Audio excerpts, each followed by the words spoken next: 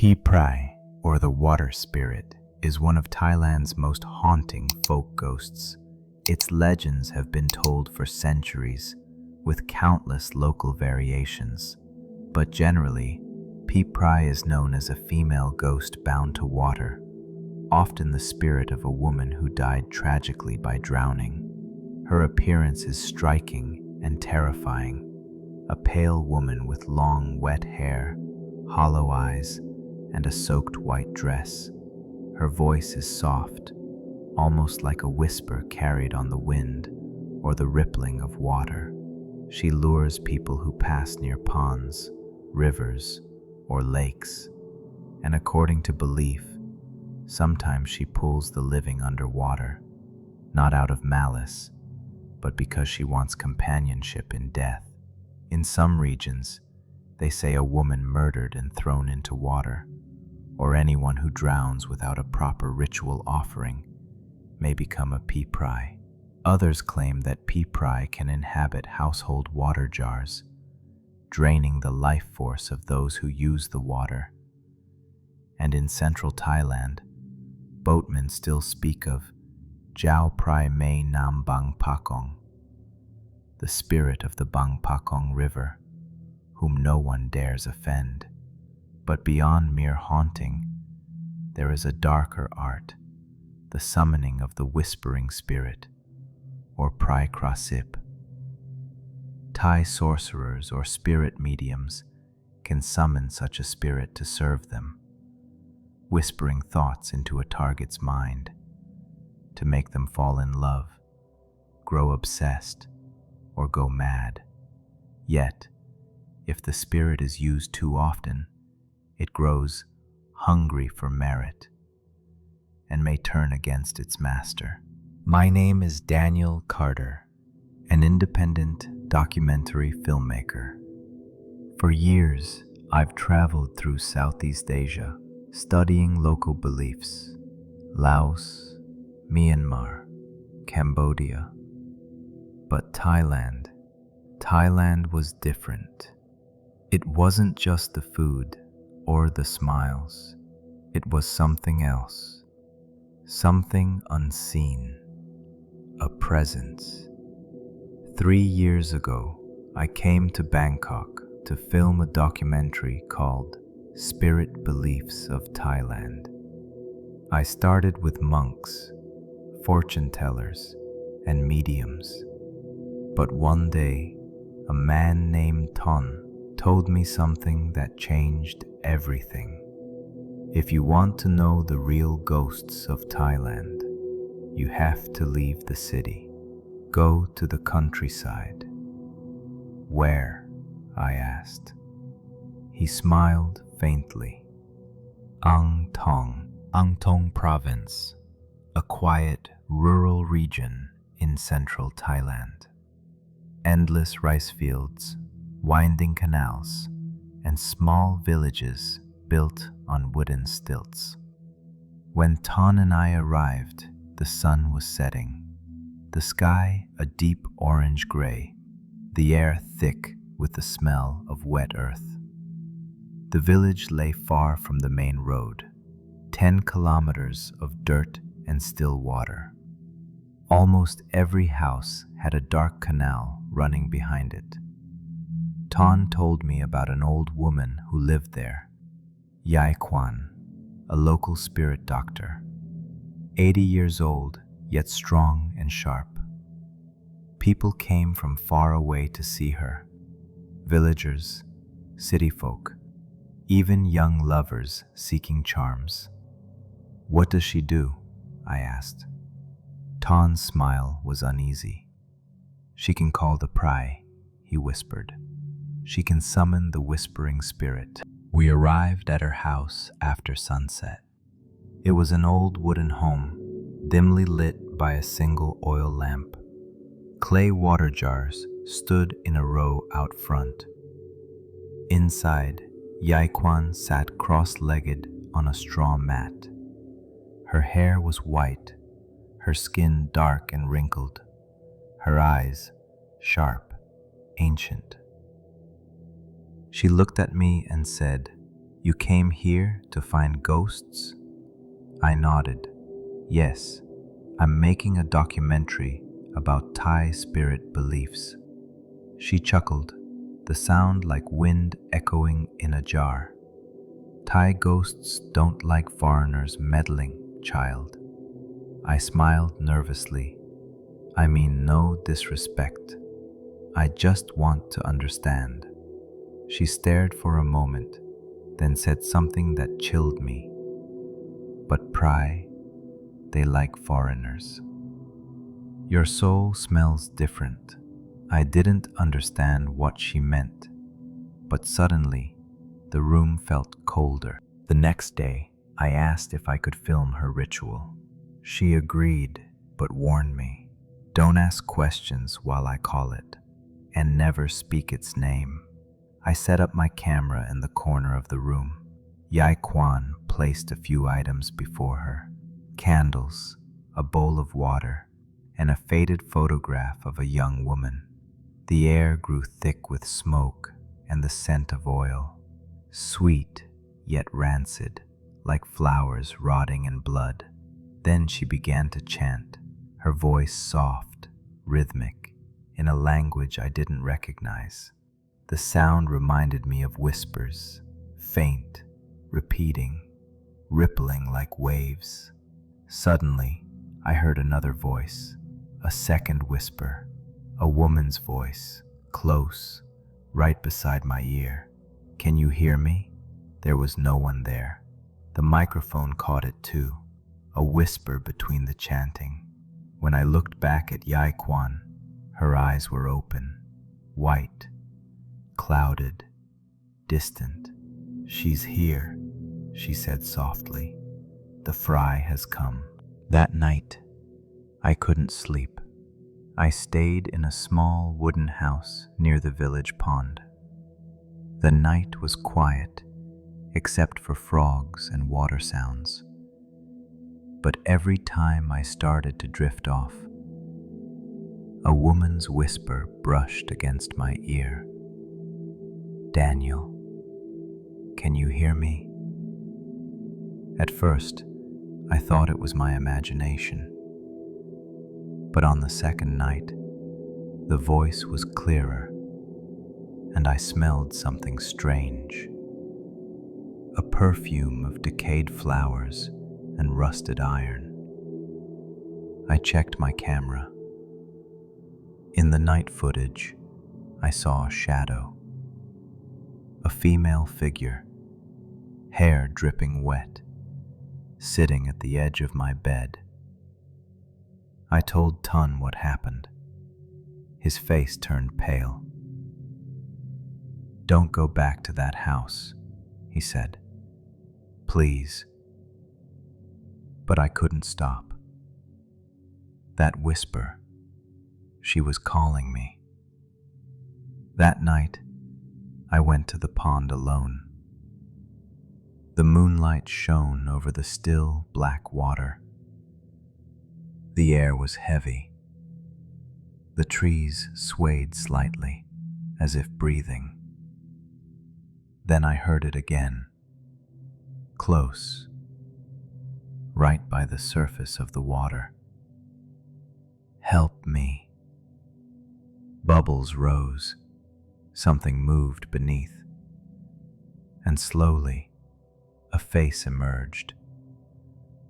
A woman's face, pale and drowned, yet strangely beautiful. Her hair floated around her like black seaweed. I froze. She smiled faintly. Don't let Yai Kwan take me back. Ton later told me the truth. Yai Kwan didn't summon a spirit from anywhere else. She used the soul of a woman who died in that very pond decades ago. Her name was Payan. She had killed herself after her lover betrayed her. No one had dared retrieve her body. Yai Kwan had, claiming she wanted to let Payan speak again in the world of the living. But what she really did was bind her, trap her inside a Prai charm. And now, Payan was trying to escape. On my last night before returning to Bangkok, I went to the pond one final time. I carried a candle and the old photograph used in the ritual. The pond was still. The air was dead. Then the whisper came again. "Help me. Burn the picture." I struck a match. The photo caught fire. Flames flickered and twisted in the night wind. The water churned. A scream erupted. Not one, but many. Dozens of female voices wailing from beneath the pond. I ran. Before I shut the door, I looked back. Figures were rising from the water. Dark, dripping silhouettes. All the Prai Yasip had ever summoned. The last thing my camera recorded was the sound of water dripping, and a whisper, close and soft, near the microphone. "Thank you, but now you'll stay with me." The video cut out. When the police found my equipment days later, there was no body. Only a tripod by the pond and an old water jar filled with murky water. Inside, a single strand of wet hair tangled with a piece of film. The final audio on that tape, a whisper looping over and over. "Daniel, can you hear me?" 3 years later. This is where my part begins. My name is Marcus, Daniel Carter's old colleague. We made several documentaries together. The last one he ever worked on was Spirit Beliefs of Thailand. After that, he vanished. 3 years later, I received a package from Thailand. No sender, just a small wooden box wrapped in a white cloth. Inside, a roll of Super 8 film labeled Whispering Spirit, Final Cut, and a note written in Daniel's handwriting. "Don't watch it at night." Of course I did. The first frames showed rice fields and a small village, AngThong. Then the camera turned to a woman, dark skin, white eyes, Yai Kwan. The sound was distorted, a foreign language, but beneath it, faint, a whisper in English. "Don't look at me." Each time the footage returned to the pond, I saw a reflection, a woman's face, wet hair trailing, staring up from the black water. At first, I thought it was a trick of light, but in the final frame, she lifted her head, stared directly into the lens, and said, "He's with me now." I told myself not to go, but I couldn't resist. Something, someone, was calling me back. I found Thong again. His voice shook when I mentioned Daniel's name. "Don't come here, brother," he said. "It's still there." In the pond, I went anyway. The village was unchanged. The same fields, the same silence. But Yai Kwan's house was gone, burned down to its posts. A villager said she died 2 years ago, burned alive in her own house. No one knew how the fire started. I set camp near the pond. At dusk, the surface looked like a black mirror. The smell of brackish water hung in the air. The first night, nothing. The second, a whisper, "He's here." I raised my camera. Through the viewfinder, I saw her. A woman standing waist deep in the pond, her hair slick and wet, her skin so pale it was almost blue. "Daniel?" I called. She smiled. "He's mine now." I ran. But when I returned to my bag, there was a new film reel inside, labeled in Daniel's handwriting, Reel 2, Whispering Spirit. I played it. The footage showed Daniel in his room, sitting on the bed, staring into the camera. "She won't leave," he whispered. "She wants me to stay." Then the whispers began again, louder, closer. The camera shook. Daniel turned, and behind him, in the darkness, was Pyan, her face pale, eyes hollow, and then hands, dozens of hands rising from the floor, clutching his arms, his legs, dragging him down. The last frame froze on his face as he disappeared into the black. After watching, I began to dream. Every night, the same thing. I was standing in the pond, a whisper in my ear, "If you want to see him again, come to the water." Each morning, I woke drenched in sweat, and every time I looked into my bathroom mirror, steam formed strange words. "Don't leave me." Finally, I went back to the pond. I don't know why, only that I had to. Fog hung thick over the water. I lit a single candle. The microphone crackled with static. "He's here. You must stay too." The water rippled. A pale hand rose from the surface. I tried to run, but my feet sank into the mud.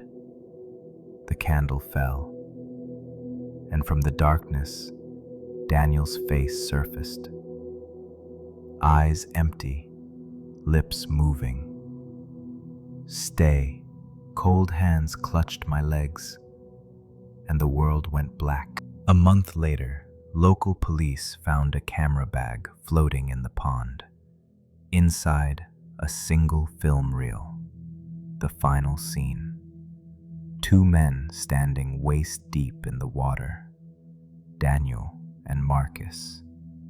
Behind them, dozens of pale, smiling female faces rising from the depths.